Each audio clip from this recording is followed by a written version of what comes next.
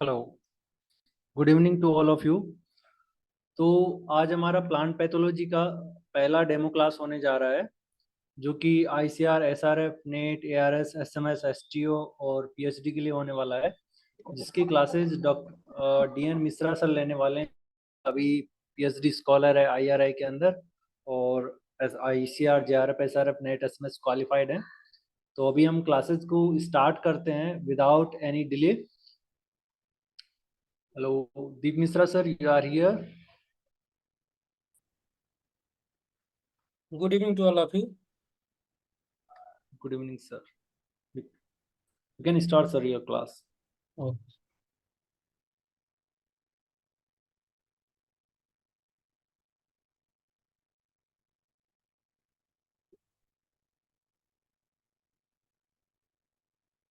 आज की क्लास में हम स्टार्ट कर रहे हैं identification of pathogens. Basically pathogen detection and diagnosis के टूल्स हैं, उसके बारे में हम डिस्कस करेंगे। तो जो आज का क्लास है जस्ट ये डेमो क्लास है, तो इसमें हम कुछ इम्पोर्टेंट जो टर्म्स हैं और जो टेक्निक्स हैं related to the identification of pathogens उसको हम डिस्कस करेंगे। और यूनिट वाइज प्रॉपर हम क्लास रखते हैं।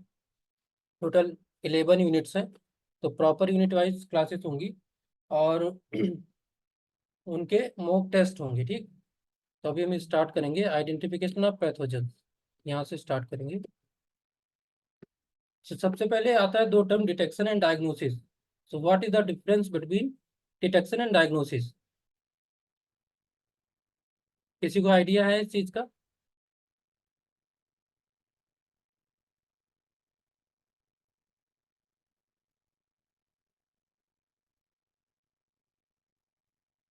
बेसिकली दो टर्म आता है जब भी हम कोई भी पैथोजन को आइडेंटिफाई करना चाहते हैं।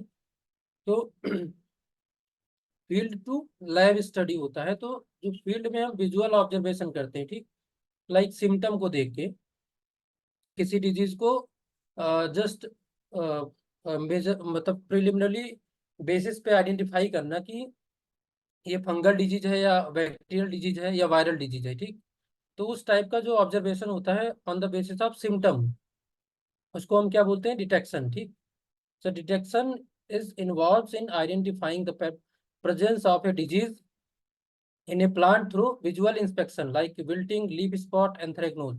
ठीक, तो इस तरह से जो भी विजुअल सिम्टम्स होते हैं, उन सिम्टम के बेसिस पे अगर हम डिजीज को आइडेंटिफाई करते हैं तो दैट इज डिटेक्शन। ठीक, इस तरह से आप सिम्टम देखते होंगे फील्ड में। तो ये विल्टिंग का सिम्टम है, लीफ स्पॉट, एंथ्रेक्नोज। ठीक, तो इस तरह से विजुअल ऑब्जर्वेशन के बेसिस पे अगर हम किसी भी डिजीज को मतलब बेसिक टर्म में बोल सकते हैं तो डिटेक्शन है। ठीक, बट अगर हम एडवांस लेवल पे जाते हैं, ठीक, ये तो विजुअल हो गया, बट हमें नहीं पता है कि इसमें कौन सा पैथोजन है। ठीक, ये तो पता है कि बिल्ट का सिम्टम है या लीफ स्पॉट है या एंथ्रेक्नोज है। ठीक, but what are the causal agent? ठीक, उनको एक सिस्टमिक वे में स्टडी करने के लिए जो प्रोसीजर होता है वो डायग्नोसिस होता है। ठीक, so diagnosis is advance form of detection. तो सबसे पहले हम स्टार्ट करेंगे डिटेक्शन से। ठीक, उसके बाद जब डिटेक्शन हो गया, ठीक, जस्ट मतलब आइडेंटिफाई हो गया है मतलब कि ये फंगल डिजीज है या बैक्टीरियल डिजीज है। ठीक, उस बेसिस पे हम उसको कल्चर करेंगे and after culturing that diagnosis determine the specific cause of the detected disease by different techniques. ठीक, कौन कौन से वो टेक्निक हो सकते हैं यहाँ पर? Cultural methods, serological test, biochemical test and molecular methods. ठीक, so these are the direct method of diagnosis. ठीक, ये आपको याद रखना है। These are the direct method of diagnosis: cultural, serological, biochemical and molecular method. ठीक, apart from these another way of diagnosis is indirect method. ठीक, तो indirect method में बेसिकली हम क्रोमेटोग्राफी करते हैं। ठीक, सो क्रोमेटोग्राफी में गैस क्रोमेटोग्राफी, मेटाबोलाइट प्रोफाइलिंग या लिक्विड क्रोमेटोग्राफी कर सकते हैं इसमें। ठीक, HPLC, LCMS वगैरह। ठीक, so these are the indirect method of diagnosis. तो आपको याद रखना है कि डायरेक्ट और इनडायरेक्ट में क्या क्या मेथड अप्लाई होता है। ठीक, डायग्नोसिस के लिए। ठीक, सो आप लोगों को क्लियर हुआ होगा कि डिटेक्शन एंड डायग्नोसिस में बेसिक जो डिफरेंस है वो क्या है। ठीक, तो डायग्नोसिस एडवांस फॉर्म हो गया डिटेक्शन का, इसमें हम biochemical molecular like PCR techniques, ठीक, या सीक्वेंसिंग लाइक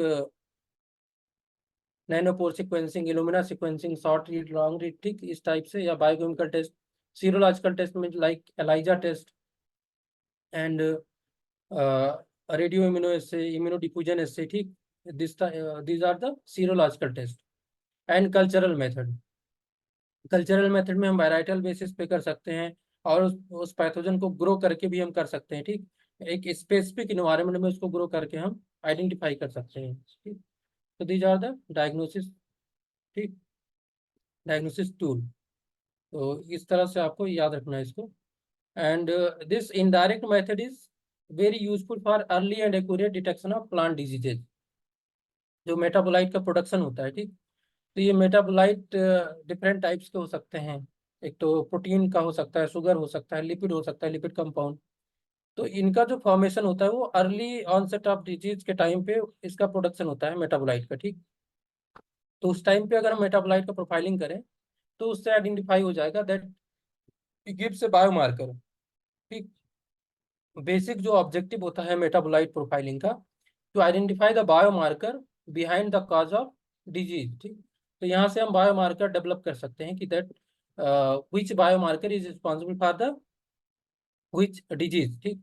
तो यहाँ से बायोमार्कर का हम आइडेंटिफिकेशन कर सकते हैं, ठीक? अभी हम स्टार्ट कर रहे हैं सीरोलॉजिकल मेथड, ठीक। इन डायरेक्ट मेथड में से हम फर्स्ट वन सीरोलॉजिकल टेस्ट हम यहाँ पर स्टार्ट करेंगे। तो सीरोलॉजिकल मेथड में first one is most popular serological technique is ELISA, that is enzyme linked immunosorbent assay, ठीक। तो यहाँ पर enzyme linked immunosorbent assay means यहाँ पर जो एंटीजन एंड एंटीबॉडी है, इनके बाइंडिंग को कंफर्म करने के लिए हम एंजाइम यूज करते हैं, ठीक। और एंजाइम के साथ साथ सबस्ट्रेट। तो एंजाइम का काम क्या होता है, जब भी जो स्पेसिफिक बाइंडिंग होता है, ठीक, एंटीजन या एंटीबॉडी के बीच में जब भी स्पेसिफिक बाइंडिंग होगा, उस टाइम पे, बाइंडिंग के टाइम पे जो एंजाइम होता है ये कैटलाइज करता है किसको, रिएक्शन को। जब भी बाइंडिंग होगा तो कैटलाइज करेगा रिएक्शन को।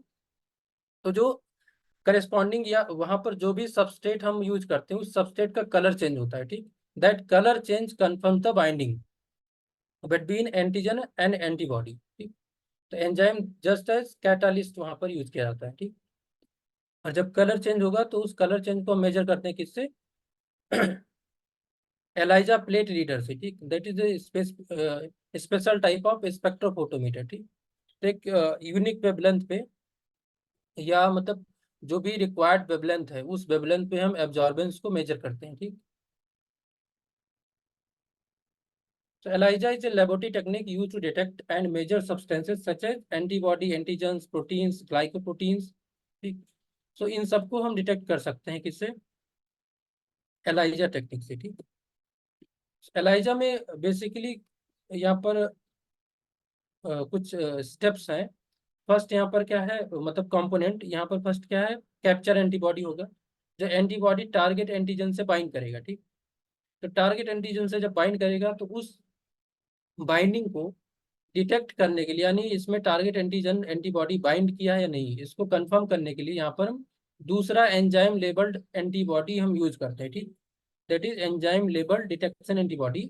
और यहाँ पर जो एंजाइम लेबल्ड एंटीबॉडी होगा, ये अगर बाइंडिंग हुआ है यहाँ पर एंटीजन एंटीबॉडी में, तो ये सबस्ट्रेट के कलर को चेंज करवाता है। यानी यहाँ पर जो एंजाइम होता है ये एज ए कैटलिस्ट होता है, जो हम अभी डिस्कस किए हैं। So the test involves an enzyme linked to an antibody or antigen as a marker for detection. So when a target substance is present, it binds to the antibody or antigen, and the enzyme produces a detectable signal, that is color change.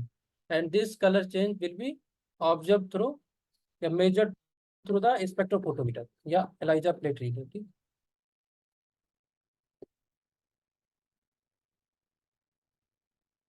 So the ELISA procedure results in colored end product which correlates to the amount of analyte present in the original sample. तो यहाँ पर एक इस term को आपको समझना है, like जो कलर चेंज आता है, ठीक, आफ्टर बाइंडिंग जो कलर चेंज आएगा उस कलर का इंटेंसिटी कितना है, ठीक। अगर मोर इंटेंस कलर वहां पर प्रोड्यूस हो रहा है, it means that analyte is more in the sample. यहाँ पर एनालाइट का मतलब क्या है, जो हमारा टारगेटेड, जो टारगेट एंटीबॉडी या एंटीजन है जिसको हमें डिटेक्ट करना है, ठीक, that is more in the sample, ठीक। तो इस तरह से जो कलर का जो प्रोपोर्शन होगा, ठीक, वो प्रोपोर्शनेट होगा to the colour of the analyte, sorry, amount of the analyte present in the sample. तो इस तरह से प्रोपोर्शनल होता है कलर का intensity to the analyte, amount of the analyte which is present in the original sample. So the intensity of the color produced is directly proportional to the concentration of the analyte in the sample, ठीक। तो इस type से questions आ सकते हैं, आपको याद रखना है। Next, ELISA are quick and simple to carry out since they are designed to rapidly handle a large number of sample in parallel. They are very popular choice for the evaluation of various research and diagnostic targets, ठीक। तो अभी यहाँ पर हम history देखते हैं ELISA का। 2-3 point है इंपॉर्टेंट, इसको आपको याद रखना है। So first one is the enzyme linked immunosorbent assay technique was developed by Eva Ingwall and Peter Pullman, ठीक। तो first of all, ELISA was developed by these two scientists independently, ठीक, अलग अलग इन्होंने इस टेक्निक को डेवलप किया। And before ELISA, ELISA किसका मॉडिफिकेशन है, रेडियो इम्यूनो एस्से, ठीक, RIA। अभी हम लास्ट स्लाइड में इसको डिस्कस किए थे, जस्ट एक सिंगल पॉइंट था। तो this is the modification of radio immuno assay, but radio immuno assay से एडवांस होता है, बेस्ट टेक्निक है, that's why nowadays we are using this ELISA technique. And ELISA technique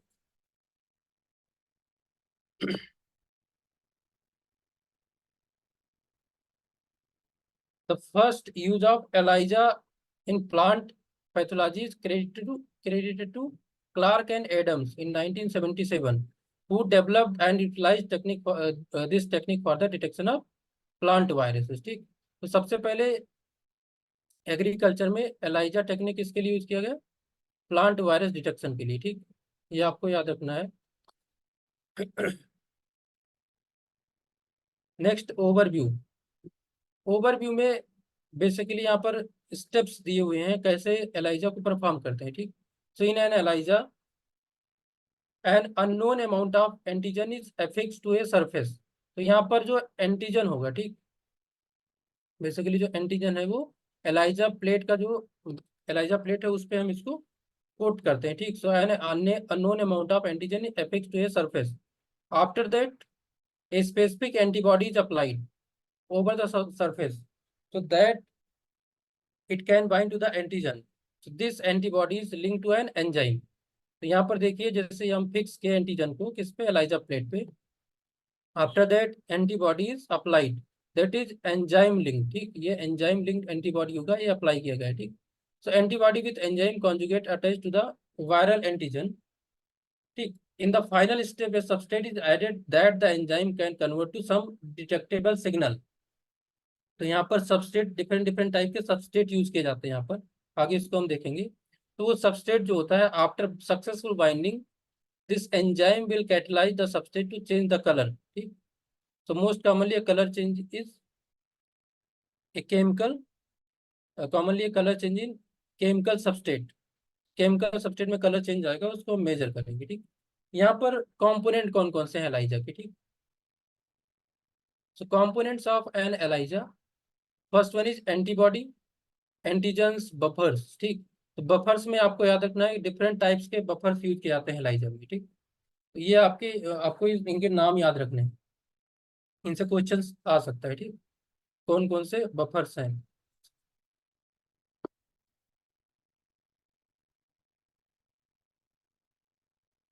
ठीक, कौन कौन से बफर्स हैं यहाँ पर।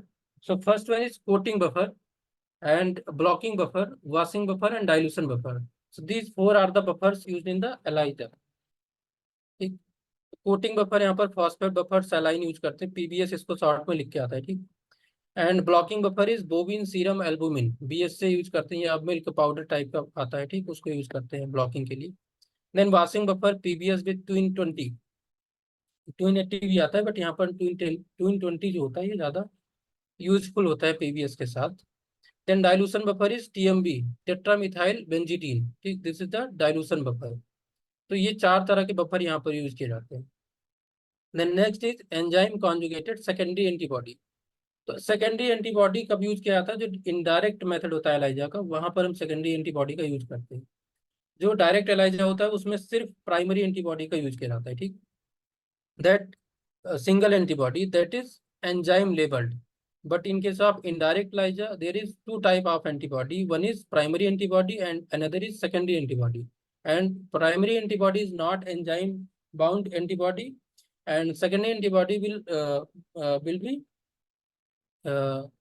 associated with the enzyme conjugate, ठीक। so next is substrate and microplates। तो microplates जो 96 wells का जो microtiter plates आता है, ठीक, that is used for the solid surface for the binding of antigen or antibody, ठीक। then next detection system, जो इंस्ट्रूमेंट होता है जिसमें हम कलर चेंज मेजर करते हैं, ठीक। नेक्स्ट है सबस्ट्रेट। कौन कौन से सबस्ट्रेट यूज किए जाते हैं एलाइजा के केस में? So first one is TMB, that is tetramethyl benzidine, एक chromogenic substrate for horse radish peroxidase. ये आपको याद रखना है यहाँ पर कि जो एंजाइम है, ठीक, कौन कौन से एंजाइम यूज किए जाते हैं एलाइजा में। तो एक तो ये आपको याद रखना है हॉर्स रेडिस पेरोक्सिडेज, ठीक, इसको हम शॉर्ट में लिखते हैं एचआरपी, ठीक, लिख के आता है कहीं कहीं एचआरपी, ठीक। तो हॉर्स रेडिस पेरोक्सिडेज या एचआरपी इसको बोल सकते हैं, यहाँ पर लिखा हुआ है HRP. That produces A blue colour, ठीक। तो ये सबस्ट्रेट जो होता है ये ब्लू कलर प्रोड्यूस करता है। नेक्स्ट सबस्ट्रेट है PNPP, P nitrophenyl phosphate, that is use for detecting alkaline phosphatase, ठीक। एपी, यहाँ पर कौन सा एंजाइम होगा? एपी यानी अल्कलाइन फॉस्फेटेज, ठीक, प्रोड्यूसेस येलो कलर। तो जो पीएनपीपी सबस्ट्रेट होगा ये येलो कलर प्रोड्यूस करता है। TMB will produce blue colour. And next one is ABTS, that is azinobis ethyl benzothiazoline sulfonic acid, that is use for HRP, and it produces a green colour, ठीक। तो इस तरह से 3 तरह का यहाँ पर कलर प्रोड्यूस हो रहा है, blue colour, yellow colour and green colour, ठीक। एंड अलग अलग सबस्ट्रेट है, एंजाइम आपको याद रखना है, ठीक, क्योंकि ये एंजाइम पूछे जाते हैं।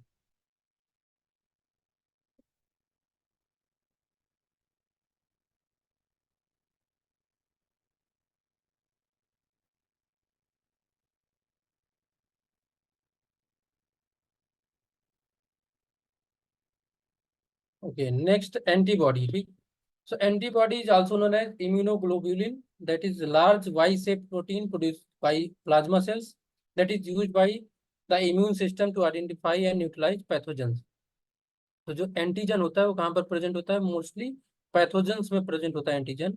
एंड एंटीजन को जो अपर सरफेस होता है that is responsible for the binding with antibody is known as epitope, ठीक। ये जो एक सरफेस है एंटीजन का, ये एंटीजेनिक डिटर्मिनेंट्स है, ठीक, इसको हम क्या बोल सकते हैं? Antigenic determinants, that is epitope. तो ये एपिटोप बाइंड करता है किससे? पैराटोप से। So paratope is a antigen binding site present in the antibody, ठीक। तो ये आपको याद रखना है कि एंटीजन और एंटीबॉडी का बाइंडिंग किस साइट से होता है, ठीक। एपिटोप एंड पैराटोप ये कंफर्म करता है। तो लॉक एंड की मॉडल जैसे आप पढ़े एंजाइम के केस में, सेम एज सच यहाँ पर भी बाइंडिंग होता है। तो कंफर्मेशन होता है, ठीक, साइट कंफर्मेशन होता है, उसके बाद बाइंडिंग होता है। तो एंटीबॉडी जो होता है इसमें 2 रीजन होते हैं, एक होता है वेरिएबल रीजन, एक होता है कांस्टेंट रीजन। तो ये जो बेस होता है ये कांस्टेंट रीजन होता है, और जो एंटीजन बाइंडिंग रीजन जो होता है, ठीक, this is the antigen binding region and it is known as variable region, ठीक। तो 2 तरह का रीजन प्रेजेंट होता है एंटीबॉडी में, आपको याद रखना है, constant region and variable region, ठीक। The antibody recognize the unique molecule of the harmful agent called antigen by the variable region। तो यहाँ पर ये जो रीजन है ये क्या है? वेरिएबल रीजन है, ठीक। और ये कांस्टेंट रीजन, इसको और डिटेल में हम देखेंगे एंटीबॉडी के क्लासिफिकेशन के बाद। तो इस तरह से 2 रीजन होता है, आपको इसको याद रखना है।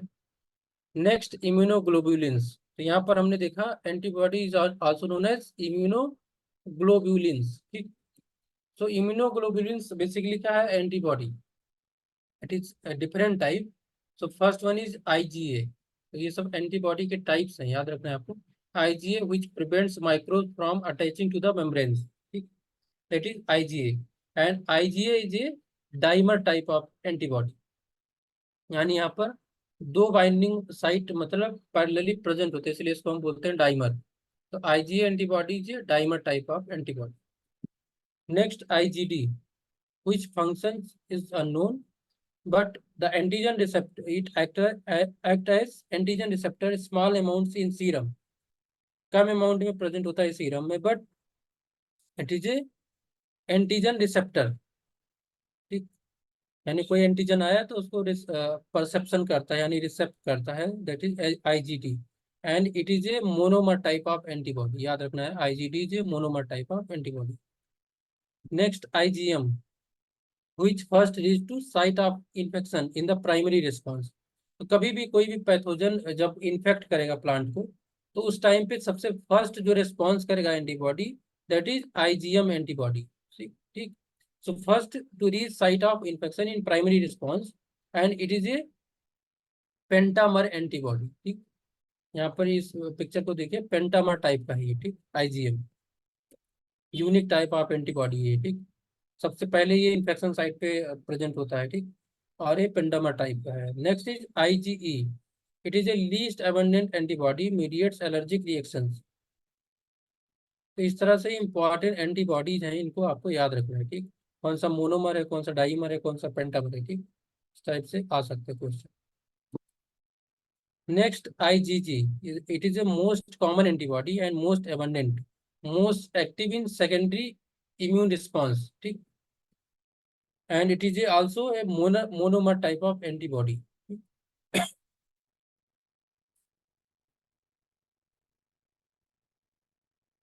Next type of ELISA assay, ठीक। तो first one is direct ELISA. तो डायरेक्ट एलाइजा में जस्ट प्रिंसिपल इसका डिस्कस करेंगे, बेसिक मैकेनिज्म क्या होता है डायरेक्ट एलाइजा का। So it involve attachment of the antigen, ठीक, यहाँ पर जो एंटीजन है, ठीक, antigen to the solid phase followed by an enzyme level antibody. यहाँ पर देखिए, ये जो एंटीजन है, जो माइक्रो टाइटर प्लेट होता है उसमें इसका पहले मतलब फिक्स किया जाता है एंटीजन को, या मतलब जो भी वायरस इनोकुलम है, ठीक, या पैथोजन का जो सैप है, ठीक, सॉरी प्लांट सैप है जिसमें पैथोजन का या वायरस का इन्फेक्शन है, उसको पहले हम उसका लेबल करेंगे किस पे, माइक्रोटाइटर प्लेट पे। After that primary antibody conjugate यहाँ पर ऐड किया जाएगा, that is labelled with enzyme, ठीक, एंजाइम प्रेजेंट होगा प्राइमरी एंटीबॉडी के साथ, उस एंटीबॉडी को हम अटैच करेंगे, मीन्स उसको हम क्या करेंगे, अटैच करेंगे, यानी अप्लाई करेंगे एंटीजन के ऊपर। And this type of assay generally makes measurement of food sample, ठीक, difficult since contaminating proteins compete for plastic binding sites.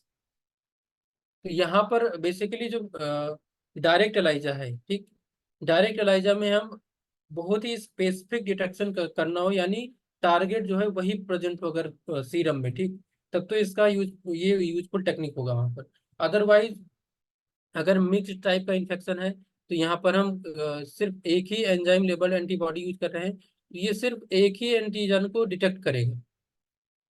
तो जहाँ पर कंटामिनेशन या मिक्स टाइप का इन्फेक्शन होता है, तो वहाँ पर ये डायरेक्ट एलाइजा यूजफुल नहीं होता है, तो वहाँ पर हम इनडायरेक्ट एलाइजा का यूज करते हैं, ठीक। तो direct ELISA is basically very short, required very short time compare to the indirect ELISA, क्योंकि इनडायरेक्ट एलाइजा में एक एडिशनल स्टेप होता है, वहाँ पर प्राइमरी एंटीबॉडी अप्लाई करते हैं, after that secondary antibody, that is enzyme level, ठीक। तो इस तरह से ये शॉर्ट टाइम पीरियड रिक्वायर्ड करता है, बट ये वेरी स्पेसिफिक होता है, ठीक। अगर वहाँ पर कोई क्रॉस मतलब या इन्फेक्शन है, ठीक, उस टाइप के डिटेक्शन के लिए हेल्पफुल नहीं होगा, बिकॉज यहाँ पर सिर्फ एक ही एंटीजन यानी स्पेसिफिक एंटीजन के पाने के लिए रिस्पॉन्सिबल होता है। बट अगर हम इनडायरेक्ट एलाइजा की बात करें, so indirect ELISA involves attachment of the antigen to a solid phase, but in this case the primary antibody is not labelled. यहाँ पर देखिए, एंटीजन को पहले हम एफिक्स किए, आफ्टर दैट एंटीबॉडी को अप्लाई किए, that is primary antibody without enzyme conjugate, and after that enzyme labeled antibody, that is secondary antibody, is applied to the primary antibody. ठीक, तो ये फिर क्या करेगा, कलर चेंज करवाएगा किसमें, सबस्ट्रेट में। तो इस तरह से डिटेक्शन होगा। यहाँ पर क्या है कि एक ही एंजाइम लेबल एंटीबॉडी से हम कई सारे टारगेट को हिट कर सकते हैं, बिकॉज यहाँ पर जो एंजाइम लेबल एंटीबॉडी होता है, ठीक, ये क्रॉस रिएक्टिविटी करता है किस पे, प्राइमरी एंटीबॉडी के ऊपर। ठीक, तो इस तरह से एक साथ यहाँ पर 2-3 टारगेट को हिट कर सकता है। तो यहाँ पर जो एंजाइम लेबल्ड एंटीबॉडी है, इसका जो मतलब रिक्वायरमेंट होता है वो लेस होता है compare to the direct ELISA. Even ये लार्ज नंबर ऑफ टारगेट को हिट कर सकता है। ठीक, बट यहाँ पर डिसएडवांटेज ये है कि ये क्रॉस रिएक्टिविटी शो करता है। ठीक, यानी एक टारगेट को ये डिटेक्ट कर रहा है ये एंजाइम लेबल कॉन्जुगेट एंटीबॉडी, और यही सेम दूसरे टारगेट को भी हिट करेगा। ठीक, तो इस तरह से क्रॉस रिएक्टिविटीज का प्रॉब्लम होता है, बट ये लेस मतलब कॉस्टली होता है देन द डायरेक्ट एलाइजर। ठीक, एंड मोर टाइम यहाँ पर रिक्वायर्ड होता है देन द डायरेक्ट एलाइजर। ये भी स्पेसिफिक होता है, सेंसिटिव होता है। ठीक, और ज़्यादातर जो प्लांट पैथोलॉजी या मतलब लैब में होता है वहाँ पर इनडायरेक्ट एलाइजर का ही यूज किया जाता है। ठीक, तो इस तरह से इनडायरेक्ट एलाइजर का ये मैकेनिज्म होता है। इसको और डिटेल में हम डिस्कस करेंगे कंपैरिजन या डिफरेंस का जो स्लाइड होगा उसमें। ओके, और यहाँ तक आज की क्लास में हम यहीं तक रखेंगे। नेक्स्ट क्लास में इसके आगे हम स्टार्ट करेंगे। आप लोग किसी को कोई डाउट है तो आप लोग पूछ सकते हो, कोई भी question related to this lecture.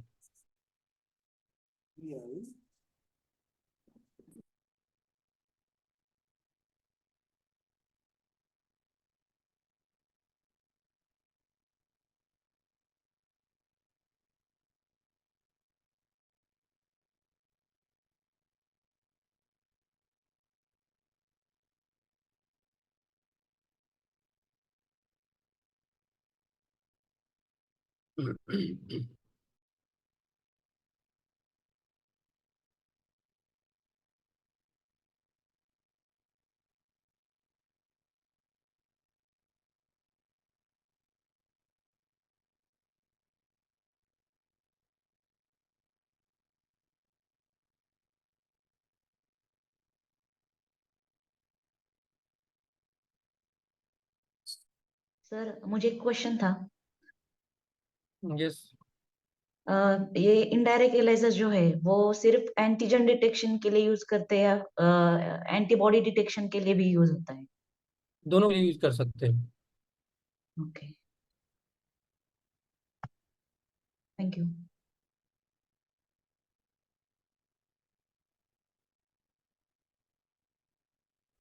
Okay, और किसी स्टूडेंट्स का कोई डाउट है क्लास के रिगार्डिंग?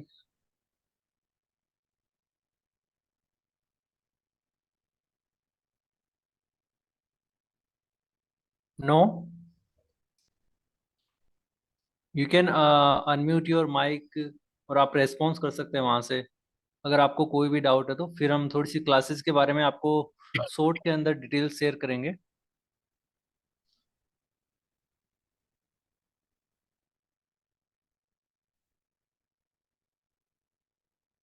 भी किसी को नहीं है तो मैं आपको कोर्स के बारे में शॉर्ट के अंदर, ब्रीफ के अंदर, वैसे हमने एक सेपरेट वीडियो इसके लिए बना रखा है, फिर भी मैं आपको एक शॉर्ट के अंदर डिटेल्स बता देता हूँ कोर्सेज के बारे में।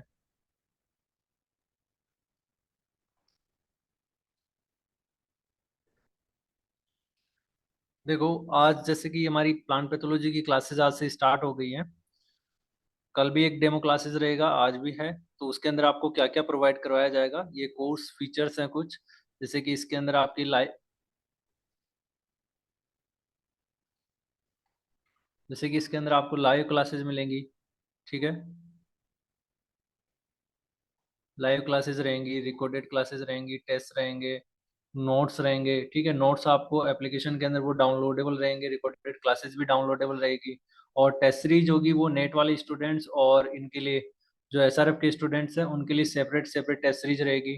डाउट सेशन रहेगा, और उसके बाद में आपका ये 1-to-1 मेंटोरशिप रहेगी। प्लस इसी के साथ में आपको प्रीवियस ईयर के जो रिकॉर्डेड बैचेज है उनकी रिकॉर्डिंग भी मिलेगी, और एक प्राइवेट व्हाट्सएप ग्रुप भी रहेगा जिसमें आप डिस्कस कर सकते हैं। और ये क्लासेस किस प्रकार से होगी वो आप देख सकते हैं। ठीक है, अभी आपने डेमो लिया वो उसके अकॉर्डिंग, ठीक है, आप जज कर सकते हैं, देख सकते हैं। और इसके अलावा आपको जो ICR SRF और PhD वाले स्टूडेंट्स हैं उनको ये 2 चीजें एक्स्ट्रा मिलेगी इसके अंदर। आपको जनरल एग्रीकल्चर का टेस्ट सीरीज और करंट अफेयर का टेस्ट सीरीज भी इसी के अंदर प्रोवाइड करवाया जाएगा। सिलेबस आपका ऑल ओवर पूरा कवर किया जाएगा, जो भी हमने सब एग्जाम्स को मेंशन किया उसके रिगार्डिंग। और लैंग्वेज जो रहेगी हिंदी और इंग्लिश दोनों का रहेगा। वैलिडिटी इसकी 12 मंथ्स रहेगी कोर्स की जो होगी। और इसी के साथ में सिलेबस में क्या क्या कवर किया जाएगा, जैसे कि अगर हम ARS नेट SMS STO की अगर बात करें तो आपका पूरा प्लांट पैथोलॉजी का जो 11 यूनिट्स है वो इसके अंदर कवर की जाएगी। और अगर SRF PhD की बात करें तो उसके अंदर आपका पैथोलॉजी होगा, एंटोमोलॉजी, निमेटोलॉजी, ये जो तीनों हैं वो आपके फुल्ली कवर किए जाएंगे इसके अंदर। पैथोलॉजी निमेटोलॉजी दीप नारायण सर पढ़ाएंगे। एंटोमोलॉजी की हमारी दूसरी फैकल्टी है वो पढ़ाएंगे। और जो टेस्ट सीरीज रहेगी, टेस्ट सीरीज में आपको क्या क्या प्रोवाइड किया जाएगा, टॉपिक वाइज टेस्ट रहेंगे उसके अंदर, फुल लेंथ टेस्ट रहेंगे। और जो भी लेटेस्ट ICR का पैटर्न है, ASRB का जो पैटर्न है, ठीक है, उसके अकॉर्डिंग ये टेस्ट सीरीज रहेगी। और जो SRF PhD वाले स्टूडेंट्स हैं उनको जनरल एग्रीकल्चर और करंट अफेयर के टेस्ट भी मिलेंगे। और ये कुछ फीचर है जैसे कि अनलिमिटेड अटेम्प्ट्स हो गया, बैच रैंक हो गया, all India rank, 1 year validity, ये सारी चीजें आपको इसी के अंदर मिलेगी। और कोर्स फीस की अगर अपन बात करें तो course fee net ARS SMS ST वाले जो स्टूडेंट्स हैं उनके अकॉर्डिंग उनके कोर्स की जो फी है वो आपकी 4100 रुपये, ठीक है, 4100 रुपीज। और जो SRF PhD वाले स्टूडेंट्स हैं उनकी लगभग आपकी 6000 रुपये के आसपास फी है, ठीक है। तो ये ज़्यादा क्यों है, क्योंकि इसके साथ में आपके 2 सब्जेक्ट और जुड़ जाते हैं, एंटोमोलॉजी और निमेटोलॉजी, ठीक है। इसकी वजह से ये दोनों आपके कवर अप इसी के अंदर होंगे।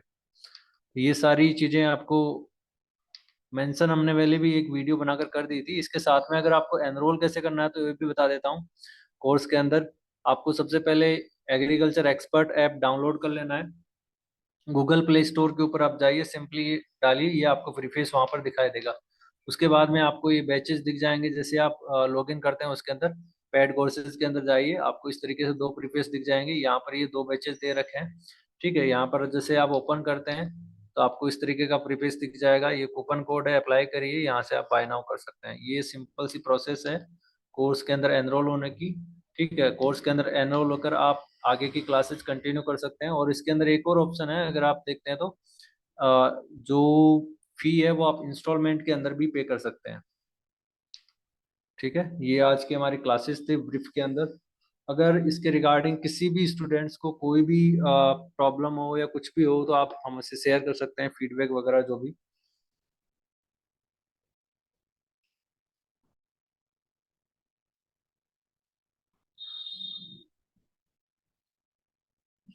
नो, सर रिकॉर्डेड क्लास कब तक अपलोड हो जाएगी ऐप में?